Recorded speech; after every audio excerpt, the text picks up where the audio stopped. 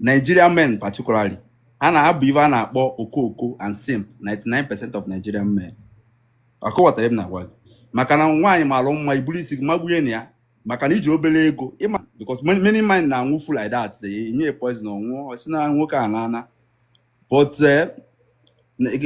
Nigerian men na-anụnwa bụ simple acha niile bụ simple maka afọ nwaanyị mara mma iburu isi magbuye na ya maka na ha ji obere ego ịma na Nigerian girls most of them si from poor background ha chọrọ nwoke na-eme ọfụma ha na-ekwudi ego ha na any of broke boys ị na-agba obere moto na-eme nke a ịbịa asị gị na ha ga-anụ gị gbada ma ha enwe love n'ebe ị nọ ma enwe love n'ebe ị nọ ha ga-achọ ịnụ gị then anụtazie ego anya ha efozie afụkwa na tin the empty na ha nwee feeling ha die achọwa wee ha because you cannot hide it anymore. Ọkọwata so Nigerian men na-eji ego achụ nwaanyị na-eji dia ibe ha ji achụ nwaanyị ka anụ nwaanyị ahụ na-eme impress with ihe ha ji ya bụ one of the problem. Many men na Nigeria nụtara nwaanyị na-alaịkọ ha. M ga-enye gị example enwere personal one na my family. So ka m kwukwe maka mụnwa ụta mụnwa nọ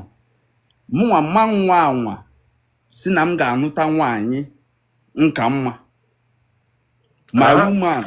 my woman must